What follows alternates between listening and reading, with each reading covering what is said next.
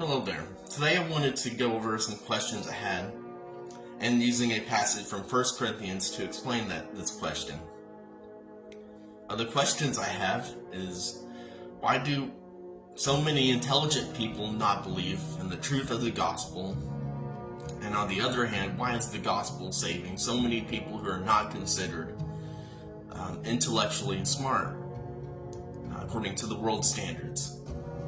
What's the difference? Why do people who are not considered smart in today's standards see the truth of the gospel and are changed by it?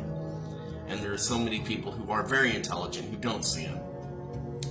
For example, there are a lot of Mormons, Muslims, people who are atheists who graduate college with all these PhDs who are able to memorize a bunch of stuff, a bunch of great stuff, even people who memorize a lot of the Bible itself.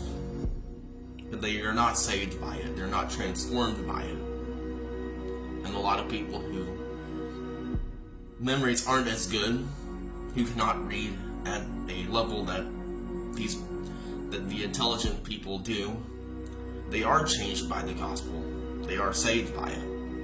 How can this be? Well, there's some verses in 1 Corinthians that I think explains this.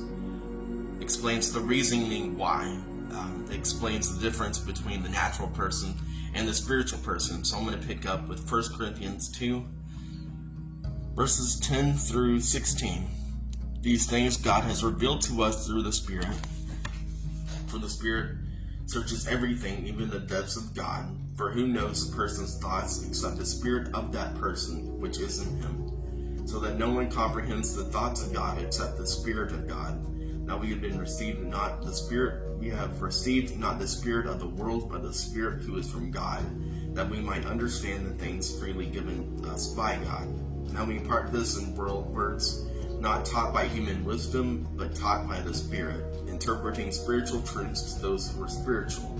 The natural person does not accept the things of the Spirit of God, for they are folly to him, and he is not able to understand them because they are spiritually discerned.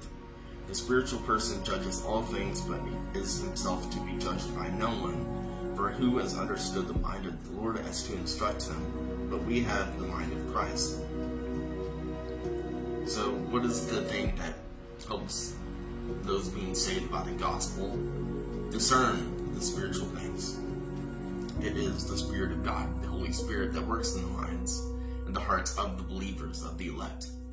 So the natural man does not accept the things of God, and this is perhaps the strongest evidence of the total depravity of mankind, that in our natural state we will never search out God, we cannot know the things of God, and we cannot accept the things of the Spirit of God because they are folly to him.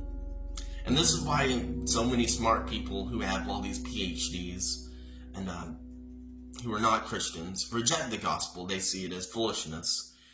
They try to disprove the Bible, which they cannot do, but they certainly will disagree with it. To them, the gospel seems like foolishness. It doesn't make sense from their logical points of view.